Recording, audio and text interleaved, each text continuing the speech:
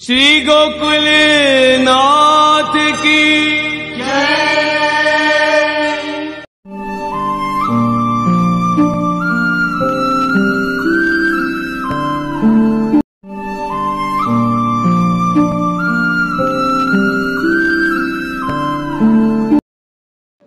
अभी कुछ समय पूर्व एक सभा को संबोधन करने के लिए मैं गया था।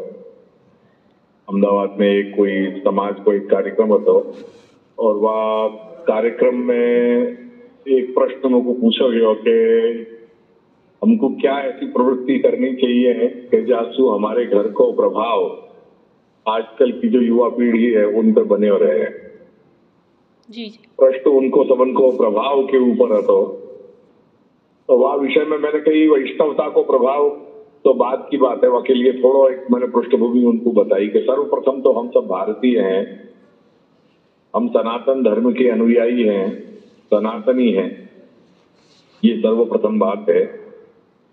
हमको वैष्णव परंपरा में जन्म मिलो, वहां में भी श्री महाप्रभु की कृपा से उनके चरण शरण में आए और जैसे अपन लोग में कहें कि सोने में सुगंध, वो ये कि सोने में सुहागा नहीं पर सोने में सुगंध ये कि हमको सर्वदा सेव्य दादाजी श्री गोकुलनाथ प्रभु चरण के चरण रज को सौभाग्य प्राप्त भया।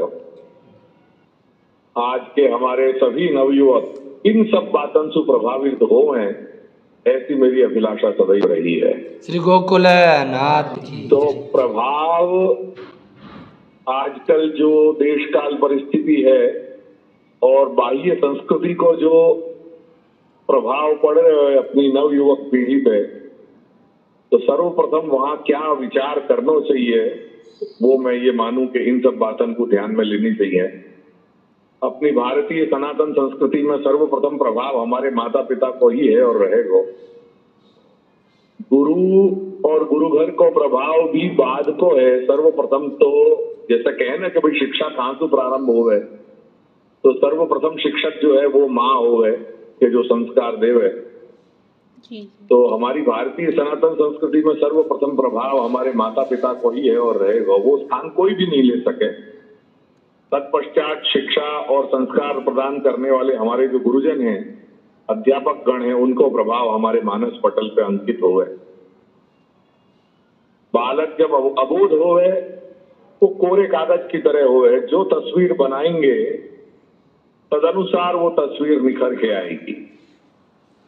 आप प्रारब्ध अवश्य हमें कार्य करें, परंतु दीर्घ काल नैरंतर्य तथा तत्काल एवं परिश्रम से निश्चित ही एक दृढ़ भूमि को निर्माण किया जा सके। तो मुख्यतया हमारे मानस पटल पे प्रभाव तो निस्संदेह है, सर्वप्रथम हमारे माता पिता ही हैं।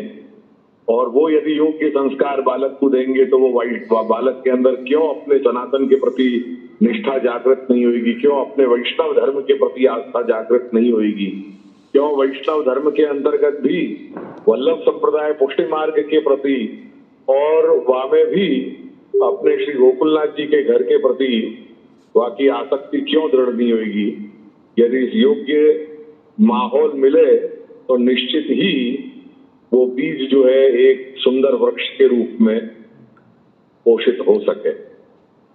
जी गुरुदेव। तो सर्वप्रथम हमारे माता पिता हमारे घर के माहौल को ही होवे वो प्रभाव, तो तत्पश्चात ही अन्य हमें निमित्त कारण बने हैं।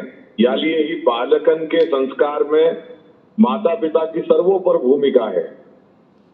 योग्य संस्कार के अभाव में जब बालक अन्य मार्ग पर प्रवृत्त होने लग जाए, स्वयं के सर्वतोमुखी विकास के मार्ग में सुभ्रमित होने लगे, जब आधुनिक युग प्रवाह के प्रभाव में अपनो मन ध्यानाकर्षित होने लग जाए, तब बालकन से परावर्तित होने की इच्छा रखनी, ये कुछ बात समझ में नहीं आवे। और यहाँ में बालकन को दोष नहीं है, ये दोष तो अपनो ही है, क्योंकि जब संस्कार देने को समय हो तब अपन बालकन को संस्कार दे नहीं सकें।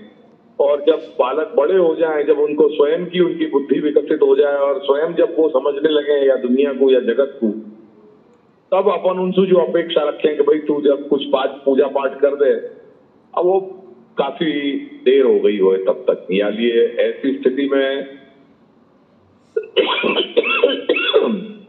ये अपेक्षा रखनी वो कुछ गगन कुसुम की तरह है।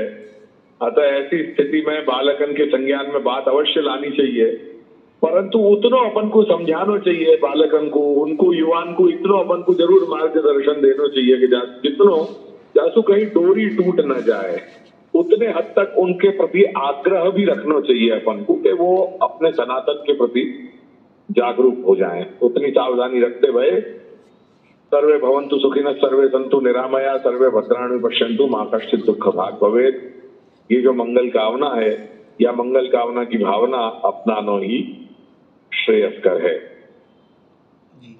रहो सवाल, इतनो भी अगर अपन कर लेंगे और उतना बताते रहेंगे कि भाई हम वैष्णव हैं और हमारा संबंध, हमारे पूर्वजन को संबंध ये अपने गोकुल में श्री गोकुलेश के घर को जुड़ो भयो है और गोकुल आते जाते रहोगे, तो मेरे ख्याल से यासु उत्तम और अपने जीव चैतन्य के लिए कुछ नहीं हो सके, और ऐसे तो प्रयास करने ही चाहिए।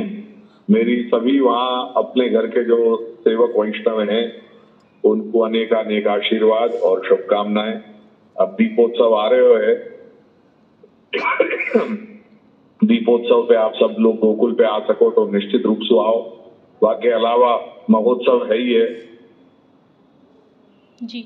और बालासिनोर यहाँ गुजरात को एक गांव है, यहाँ में भी एक बड़ा आयोजन हो रहा है दीपोत्सव के बाद। वहां मैं गोपाल को कहूंगा कि बाकी जो है वो एक छोटी सी रूपरेखा आप लोगन को वहां पे नागल प्रेषित करे, या लिए वो भी जरा देख लीजिए। और बाद में अपनो जो सबसे अभीष्ट जो अपनो अवसर है वो महामहोत्सव, वो तो मागसर में अपन मृगशीर्ष मास में अपन कर ही रहे हैं। तो मैं ये मानूं कि सभी गोकुलेश शरण शरण अनुरागी सेवक वैष्णव जिनने यहाँ घर की कंठी अपने गले में धारण कर रखी है, उनको कर्तव्य है कि वो श्रीमद गोकुल में श्री दादाजी के सन्मुख महोत्सव के अपने जो ये जो पूरा समायोजन है 8 दिन को, तो हमें भी खास करके जो 2-4 दिन है अपने चतुर्थी से लेकर के चतुर्थी पंचमी षष्ठी सप्तमी और अष्टमी, ये 4-5 दिन वहां उपस्थित हुए और अपने जीव चैतन्य को कृतार्थ करें जी। ऐसे सबन को खूब खूब आशीर्वाद और शुभकामनाएं। श्री गोकुल नाथ की जय।